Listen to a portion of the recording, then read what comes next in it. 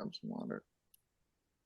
All right, welcome to Witchpolice Radio. One of the kind of unofficial rules of the podcast, which I'm breaking today, is that I don't like to have people on more than once in a calendar year. And both of the guests on this episode have been on within this past calendar year. But I think I've convinced myself that this is a different, in a different setting. Not maybe setting's not the right word, but you're not here as yourselves. You are, but you're also here talking about a record that you've both worked on together. So it counts. And also the rules are arbitrary, and I make them up, so it doesn't really matter. But the best way to start these off always is for the two of you to introduce yourselves, and then we can get right into this record you've been working on and everything else. So, who wants to start? Crickets. I'm Rob Crooks. Nice, and I'm Kitz Willman. Much like Rob, I am a rapper and producer, currently based in Winnipeg. I appreciate the addition of the extra information there. So the reason we're talking to you both today, I mean, you've both been on the show within the past, 6 months or so, I think, maybe earlier for Rob. But you have a record that's coming out that is a project that you both have worked on, and I know that you both have been. It seems like both of you have been very prolific, and maybe that's a good place to start too. Is that this year you both put out solo records? Rob, I know you have another project you did with Epic. There's a Kitz Willman record. There's also that new Ukrainian thing that you put out recently on Bandcamp. It seems like between the two of you, you've been quite busy, especially as the year comes to a close. So, what is sort of the origin of this project that you have together? Is it something that's kind of been long in the works and is just coming out now, or is this just been like a really busy time for both of you? I wouldn't say it's been too long in the works, but I would need to think for a second about when we did actually start this. It might have been around this time last year that Rob sent me the batch of beats. Can you remember, Rob?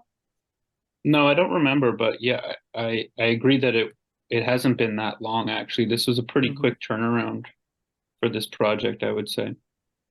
Yeah, that was definitely one of the things that drew me to working with Rob is, I'm talking with lots of musicians all the time, and Rob was one of the kind of honestly rare exceptions of someone who never, maybe once or twice was like, oh, I haven't really been doing anything lately. I've been busy, but mostly all the time, always has something on the go, always is actually completing things and seeing them through. And I think what you pointed out there, Sam, like looking at our, I guess, prolific output, if you like, as you framed it, I think that was a big part of what made this something I wanted to do. It was like, I know me and Rob are going to get this done.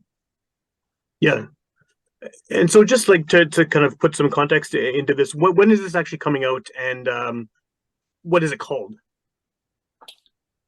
I've got it right here. The record is called Gazogene, and it's coming out December 12th.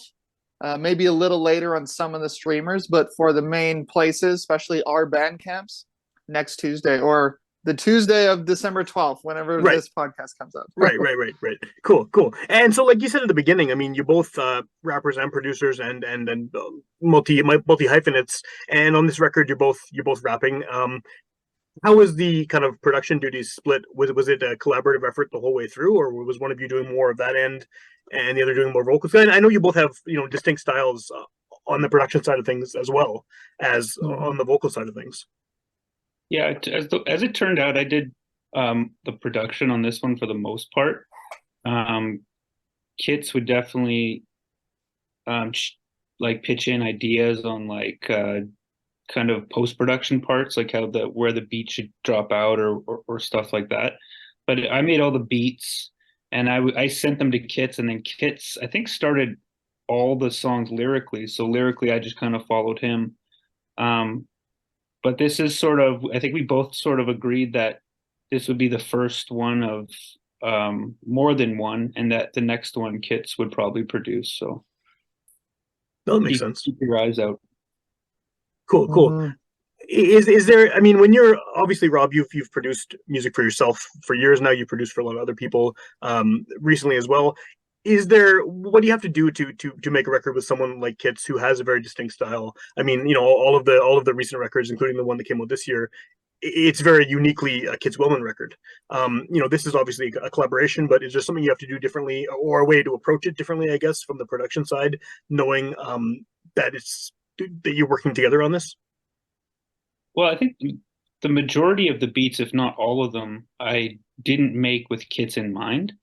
I sent a bunch of beats to Kitz, and then he chose the ones he likes. And I think that they all sort of have a continuity, um, partly mostly based on, I guess, Kitz's style and Kitz's background. And but like after he would like lay down his vocals, then I would do some changes and kind of mess around with them. But I mean, it's kind of the same process I've done for other artists and for myself as well, I think. Okay, okay. Oh, and then I guess the question for Kitz then, what were you looking for as far as beats? I mean, you know, if Rob's showing you a bunch of beats and you're sort of picking the ones that will work best with this, what is sort of attractive in a beat for you for something like this project? I do think to start, like we have different styles, me and Rob, but we like it's fully in the minor key most of the time. So that's one of the things where there was maybe only one or two beats in the pack where I was like, definitely not this one.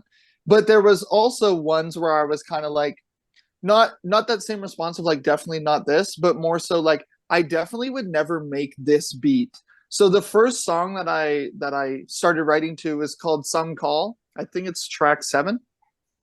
And that one is a really synth heavy song, and I don't do a lot of work with synths. So it was some of those things where I was drawn to these, I guess, like textures of certain instruments and the way that Rob uses certain samples as well that is in line with my overall sound and what I desire, but definitely is something different, which likely will result in me actually maybe playing more with that kind of stuff for when I make the beats to send back to Rob. You know what I mean? So looking back and being like, okay, yeah, what was it about Some Call that spoke out to me? How can I maybe try to create some continuity between these releases by engaging with the beats in that way?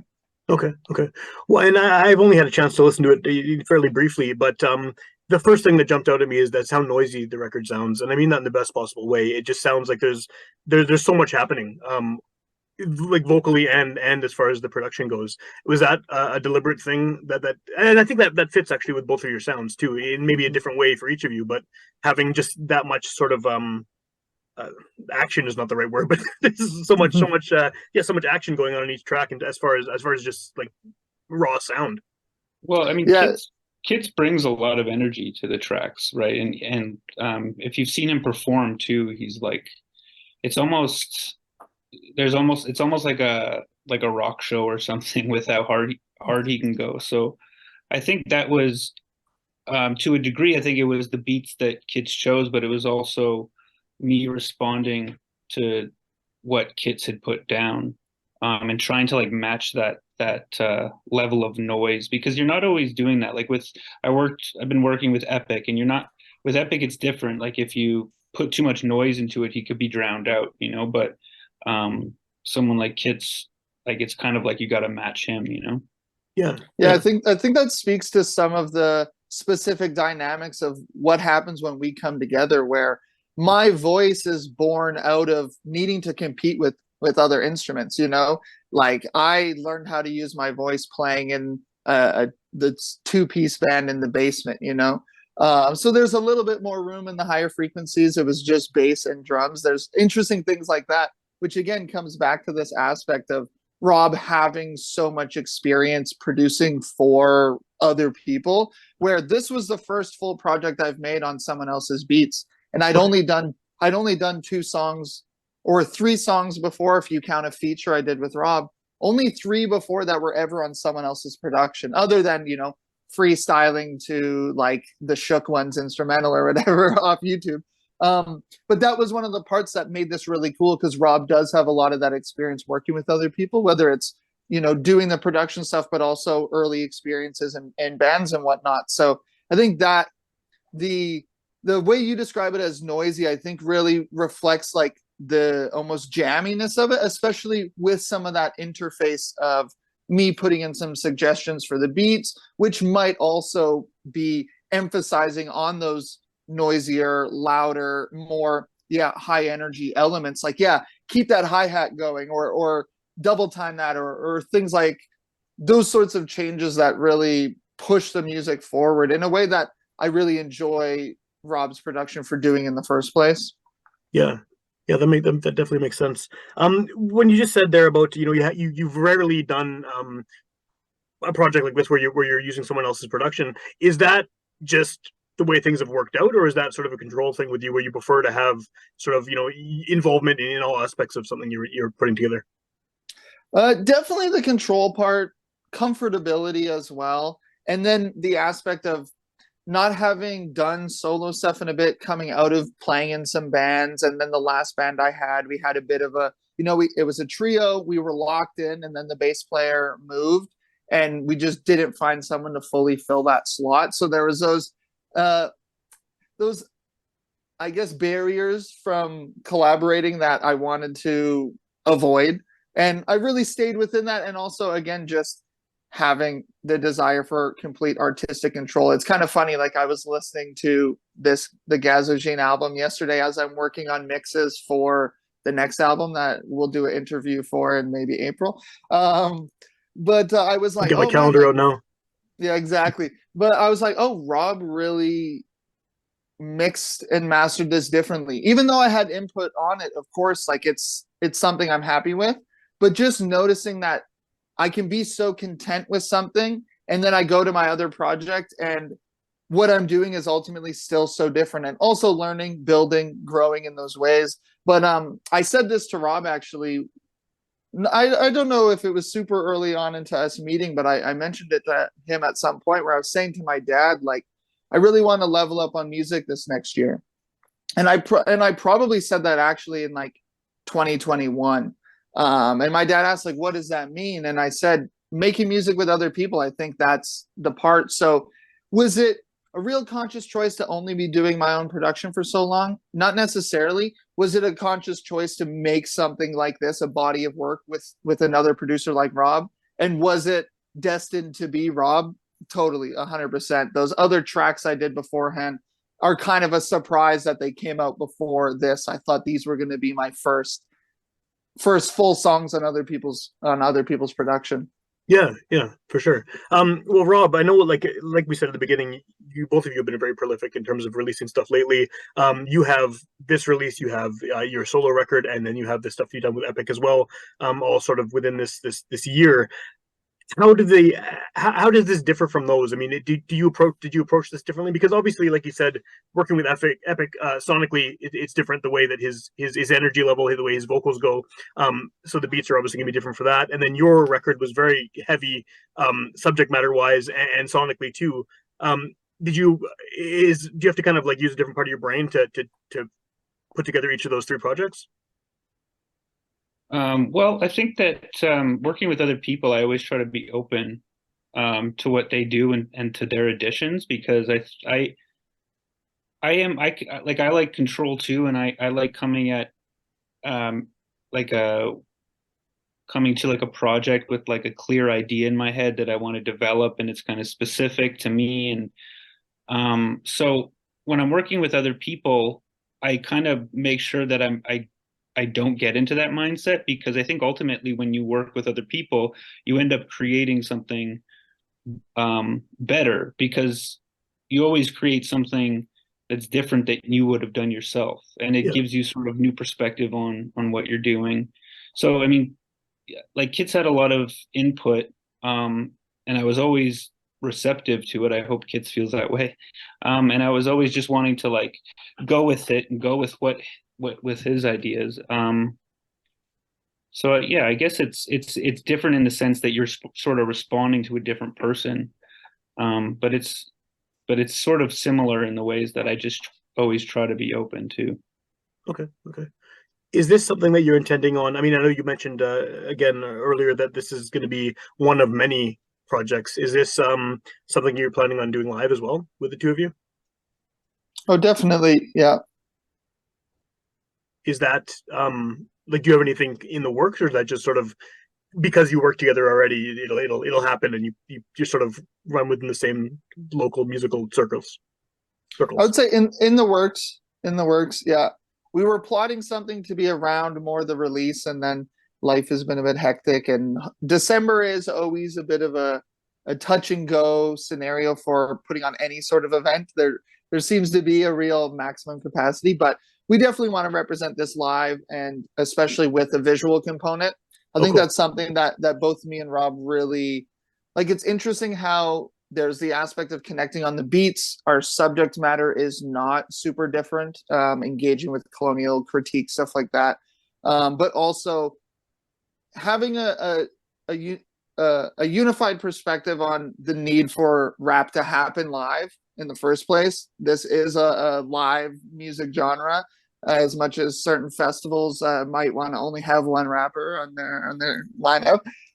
Anyways, and having that aspect, and then talking about, well, how do we make this bigger? And so I had the unique opportunity where I seen Rob perform live for the first time. It was at an art home set that he did. I guess this was 2021, I think. Rob, you could correct me. And so he had this really distinct set that was designed, and it was a bit more of, I guess, a static performance, but had this real like real spectacle aspect to it. I don't know if, Rob, you want to say more about that. Well, I mean, it was conceptual, and it was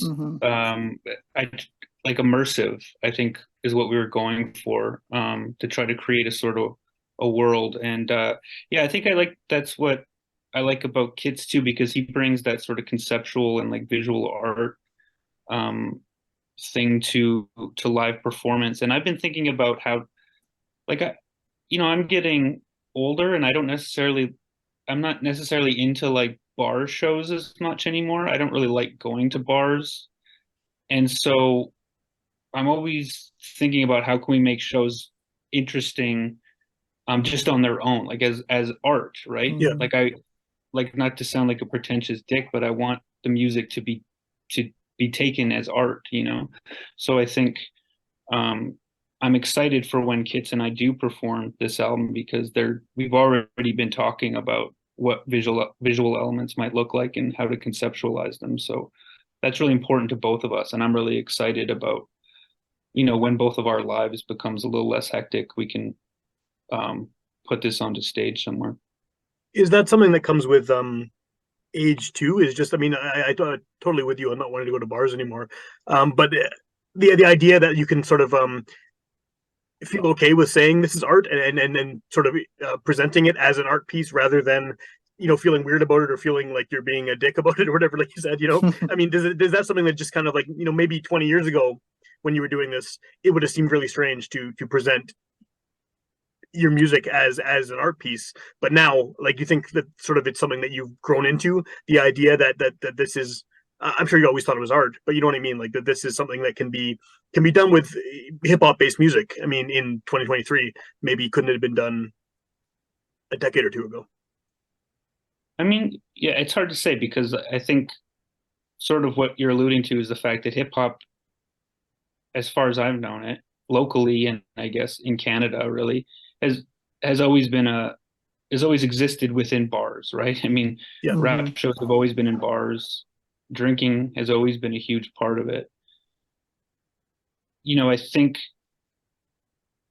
maybe, I think I've always wanted to think of different ways of performing, and I have had the chance to play at different venues like art galleries, and even playing at coffee shops was different, and I kind of like those settings more, because people can really like hear your lyrics and hear what your songs are about. Whereas, you might approach a bar show differently, because you're trying to be more hype and more like, people aren't going to be listening that intently. So you sort of bring a different energy to it. So I think I've always sort of wanted to do that, but I guess, it has something to do with age, but it also has something to do with, I don't really drink anymore. I go to bed much earlier. So it's like, I'm just not interested in staying in a bar till 2 o'clock in the morning. And I want to go see a performance like I'd want to go see a film, Yeah. I think it's more a question of, can you draw people to that? Will people respond to that? Will people come out? And I think they will. And I think it's just a matter of doing it. And playing that art home show actually was a huge thing for me, because I kind of felt like, oh, like I could do this, and I should be doing this. So cool. Shout out to art home. Cool. Yeah, that's I think that there's definitely are people, especially. I mean, I don't know if this has anything to do with it, but it seems like post-pandemic, a lot of people are looking for um, alternate types of shows to go to, whether that is like some kind of at an art gallery, at a coffee shop, at a house, in someone's backyard, in someone's basement, doing things like immersive, with the visual aspect and things like that. It seems like there's more of that, or maybe more desire for people to check that out. Whereas before, they were so locked into their routine of this is where shows happen, this is how going to be part of the music scene is. I feel like I see more of it anyway from my basement where I'm never leaving the house either. But yeah, I don't know. I do think the streaming performances people put on brought some of those visual elements back into the forefront. There was this really cool thing Arm & Hammer did where, as a rap group, or a rap duo rather, they kind of played a bit more with multiple settings. Like, oh, they're on a rooftop for this song. They're filming in from this other place, getting B-roll, but kind of bringing in these different locations and not situating it in a place that's any sort of a venue, at all. Even though a lot of the places that, like Rob's talking about, these different places, it is so interesting how hip hop is incredibly omnipresent. But as soon as you put it in one of these spots, like a coffee shop or an art gallery, it can really take on a different specter for the audience.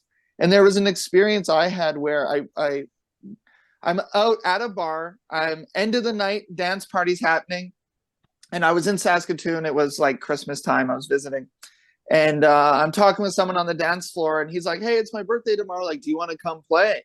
And his house was a place that was a known house show venue. It's a house, but it's known for having shows. And so I show up the next day, and it's his birthday party kind of. So there's about 10 of us playing Cards Against Humanity, sitting on the floor in the living room. And I'm thinking, am I going to play? Like, there's about to be only 9 people sitting on the floor, and I'm going to do my high energy rap songs.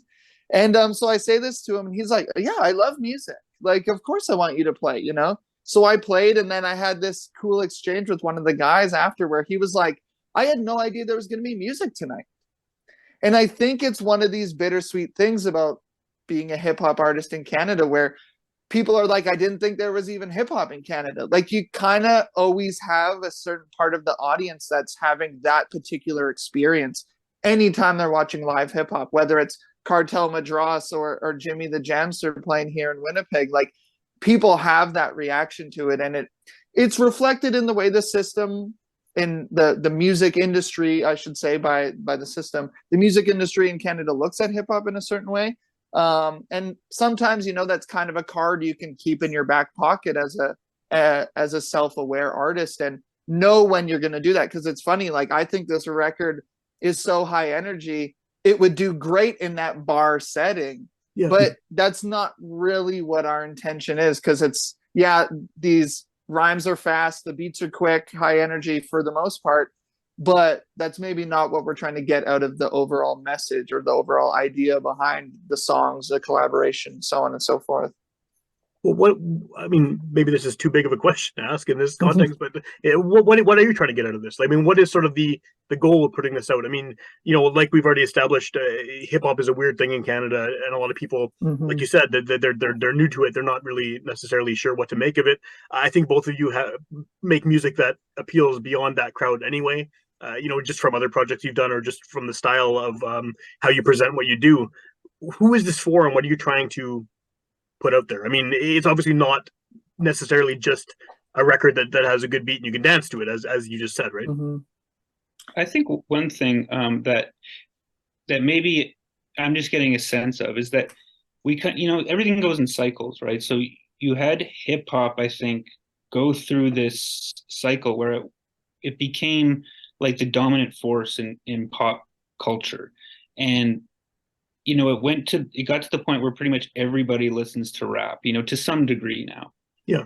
They don't necessarily engage in the culture or understand its origins, but everybody listens to rap. And I think that's coming around now, where you're starting to see people become interested in different kinds of rap, and specifically sort of indie rap. And so I think there are pockets that are developing out of this. You know, like I've met like young people, like, you know, early teens, early 20s, who are becoming interested in like Anticon again, right? Well, And so it's not necessarily that we made it for those people, but I think there's been in the back of my mind lately that there is a growing audience for this again. And so, you know, I have been thinking, how do you reach those people with so little resources and so little money? That's yeah. another question, but I do think there is a growing audience for this type of rap again. Is that a Yeah, reaction? Do you think? Oh, sorry. Go ahead. is it a reaction? I'll try to Sure. incorporate that as what I was going to say. That I think part of what Rob's talking about, again, to connect it back to like the lineage of this music, that you had this obsessive fandom because it was necessary. Late 80s, 90s, it's necessary to be obsessive about this because otherwise nobody is showing it to you, you know? And now it's not totally the same with that, because you do have artists that represent this sort of alternative view of hip hop that me and Rob do, whether it's Billy Woods or Rock Marciano, people that are getting that notoriety for sure. But it's thinking of some of the ways in which that obsessiveness of fandom is something that I do think is coming back around. And so me and Rob having, again, this word that's been thrown around in the interview, this prolific output, when you look back and you even, let's just use a Winnipeg context, I love Gruff, I love Yai, I love Bazooka Joe. Peanuts and Corn has this real identifiable cast of characters, right? But they also have these combinations, whether it's park-like setting, you know, these things where someone could very likely be a huge fan of park-like setting, not realize that there's all this other music to get into, and vice versa as well. So thinking of someone that's going to come across our music and then be like, oh, what's this Gazogene thing? Oh, this is really interesting. These beats sound familiar, but kind of different. And then they find their way down Rob's stuff, or the other way around, Rob's fans and followers coming and finding my stuff out, you know? So trying to think of the way in which that we're loving what we're doing. It comes back to this control aspect of taking away some of that desire to make sure that we're getting the best SEO and we're making sure that everything's coming back Kitz Willman. And it is kind of interesting where we're not super rigid about this, but we have kind of agreed that like Gazogene is the project name, even though that was just the album title. And that was part of the control aspect where Rob did all the music stuff. I did all the art, named all the songs, picked the title at the end of the day.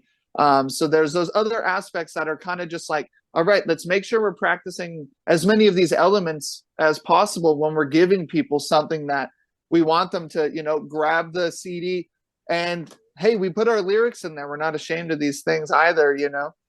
So making sure that there's that product that reflects what hip hop's about, the physical media. You're going to get the real CD at the show, at the merch table. Yeah, I like that. I know when we talked last time about your own music too, like the idea of having the lyrics in the record is awesome because it's I mean, like first of all, the like physical media is well, it seems to be like going in weird waves of dying and then coming back, but just having that information in the CD is not a given anymore at all. So especially with hip hop, so it's cool to see it. So if someone wants to hear this, I mean, by the time this comes out, the record will already be out, most likely. What's the best way to find this and find out what else you guys are doing as well? To buy the compact disc off of mine or Rob's Bandcamp page, that's your best bet to make sure that whether Epic Games or Song Trader, whoever might buy and sell and dismantle Bandcamp, or whoever might put a little bit too much investment in defense forces, whether that's Spotify, Apple Music, whoever else, if you have the CD, you are going to be certain you can listen to this as long as you have access to a CD player and electricity. But it will be on the streaming sites. And for me, kitzwillman.bandcamp.com. I do believe it's robcrooks.bandcamp.com. Rob can correct me. But if you're searching our names and if you're searching Gazogene, Gazogene, you should be able to find this. What is the meaning of the name? It's a method of, I mean, there's a few different ways Gazogene turns up, but the specific reference is this alternative fuel mechanism for vehicles that was really popular during World War II when there was like fuel and oil shortages. So it would like burn coal or wood to have like a steam powered kind of car engine. So if you look at like German Gazogene, there's some really wild pictures of like cars almost with like a stove on it. If you think of the old cars with the like a Mr. Burns kind of car where it's got the big fenders, there's some really good images of them on those kind of cars. All right, that's good. It's a good name. Is there anything else coming up? I mean, I don't want to dwell on the whole, you guys are prolific thing, but is there anything else in the near future or in the recent past that you want to plug that people should check out? Well, I want people to buy this CD, but I did just put out a split 12-inch with Epic, and that would be cool too if people wanted to buy that. Sure. And I also have a number of projects that I'm getting ready for 2024. So Stay tuned.